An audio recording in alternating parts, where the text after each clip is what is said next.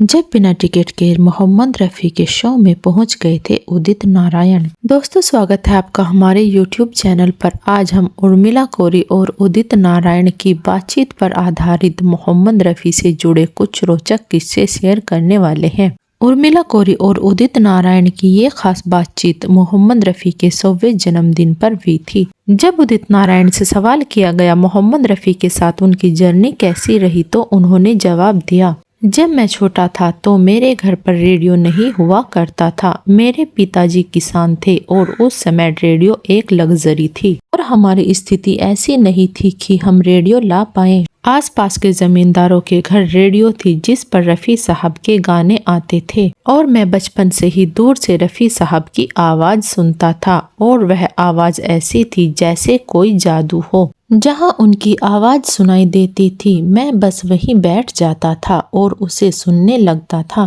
ये उनकी आवाज़ का जादू था। सच में रफ़ी साहब की आवाज़ में जादू था। और जब उदित नारायण से पूछा गया आप मुंबई जब आए तब मोहम्मद रफ़ी से आपकी पहली मुलाकात कैसे हुई, उदित नारायण ने बताया जब वह मुंबई आए तब एक दिन उन्हें पता चला कि सायन के षणमुखानंद हॉल में रफ़ी साहब का प्रोग्राम है। उस वक्त यह दौर उनके संघर्ष का दौर था और उनके पास प्रोग्राम की टिकट खरीदने के पैसे नहीं थे, लेकिन दिल में था कि बस मोहम्मद रफ़ी की एक झलक देख लें। उदित नारायण ने बताया कि वह वहाँ गार्ड्स को धोखा देकर ग्रीन रूम की खिड़की तक पहुँच गई जहाँ रफ़ी साहब रिहर्सल कर रहे थे।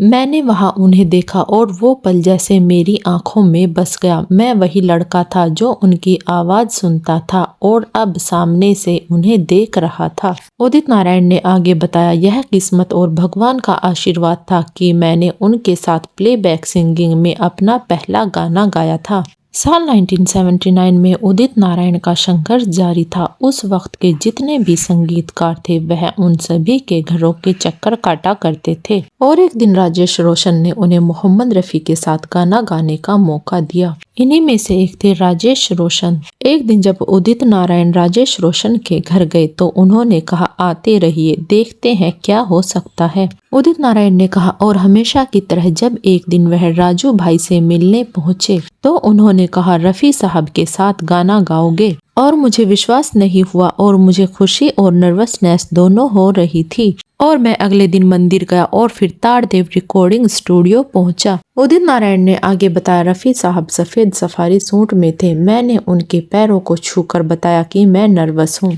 और मैं इस गाने के कोरस में गा रहा हूँ। तब मोहम्मद रफ़ी मुस्कुराए और बोले तुमको देखकर मुझे अपने बचपन की याद आ रही है। तुम भाग्यशाली हो कि तुम्हें कुछ लाइनें खुद गाने का मौका मिल रहा है। मुझे तो ग्रुप में गाना पड़ा था। उसके बाद रफ़ी साहब ने उन्हें आशीर्वाद दिया और कहा मेहनत करते रहो, ईमानदारी मत छोड़ना। और उदित नारायण ने कहा वो पल मेरे जीवन का टर्निंग पॉइंट था। उसी दिन से मुझे लक्ष्मीकांत, प्यारेलाल, कल्याण जी, आनंद जी और पंचम दा से भी गाने के अवसर मिलने लगे। उदित नारायण ने आगे कहा मुझे रफ़ी साहब के साथ गाना गाने का मौका मिला। वो मेरे लिए फरिश्ते जैसे थे। उनकी 100वीं जयंती पर मैं यही कहूँगा कि ऐसे फनकार स्वर्ग में ही होते हैं और वही हमें आशीर्वाद दे रहे होंगे। दोस्तों, हमारे वीडियो को लाइक करें और शेयर करें और हमारे चैनल को सब्सक्राइब करना न भूलें ताकि ऐसी ही दिलचस्प कहानियाँ और किस्से हम आप तक लेकर आ सकें।